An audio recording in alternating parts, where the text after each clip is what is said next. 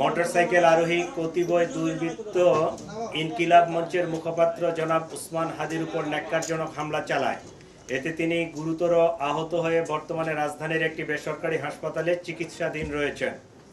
উক্ত ঘটনার পরপরই ঢাকা মেট্রোপলিটন পুলিশ হামলাকারীদের গ্রেফতারের জোর প্রচেষ্টা চালিয়ে যাচ্ছে। ঘটনাস্থলের সিসিটিভি ফুটেজ সংগ্রহ বিশ্লেষণ করে ইতিমধ্যে দুজন সন্দেহভাজন ব্যক্তিকে শনাক্ত করা হয়েছে। এরা হলো ফয়সাল করিম মাসুদ আর আরেকজন ছিল মোহাম্মদ আলমগীর শেখ। ঘটনার তদন্তে জানা যায় সন্দেহভাজন ব্যক্তিরা হেলমেট পরিহিত অবস্থায় ভিকটিম উসমান হাদিকে খুব কাছ থেকে গুলি করে।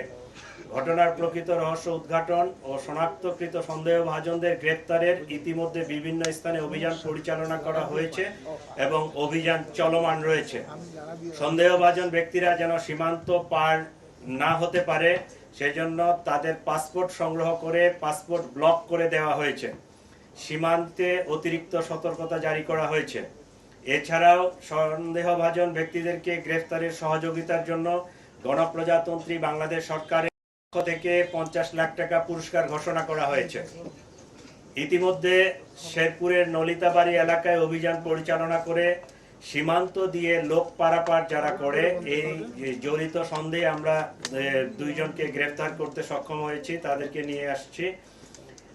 আর র্যাব মোটর সাইকেলের যে মালিক মনে করছে এরকম একজনকে র্যাব আটক করে আমাদের হাতে সোপর্দ করেছে। প্রিয় সাংবাদিকবৃন্দ, চাঞ্চল্যকর এই ঘটনায় জড়িতদের গ্রেফতারে আমরা আন্তরিকভাবে কাজ করছি। আপনাদের মাধ্যমে সর্বসাধারণের নিকট অনুরোধ, আপনারা যদি কোনো তথ্য পেয়ে থাকেন নিকটস্থ পুলিশকে অথবা 999-এর মাধ্যমে পুলিশকে আপনারা জানাতে পারেন। আপনারা আরো জানবেন যে সেই অপারেশনের দিনে যে মোটরসাইকেলটি ব্যবহৃত হয়েছিল এটা আমরা উদ্ধার করতে সক্ষম হয়েছি। আমাদের কাছে যেটা মনে হচ্ছে সেটা হচ্ছে, আপনারা তো জানেন যে হাদি হচ্ছে ইনকিলাব মঞ্চের অন্যতম একজন সংগঠক।